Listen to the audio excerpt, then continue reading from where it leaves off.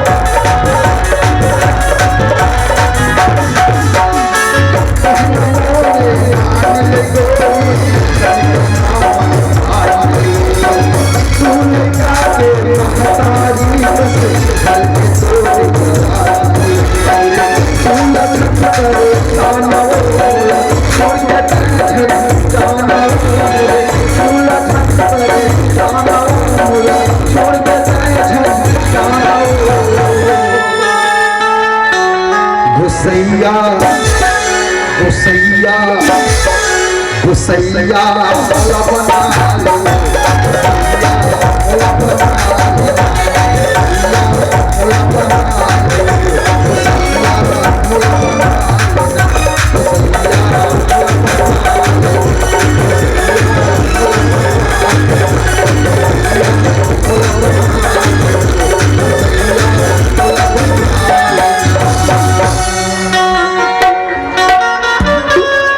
छत्तीसगढ़ के जम्मू कलाकार मनला प्रियांशु स्टूडियो के तरफ से नमस्कार है, जय जोहार है।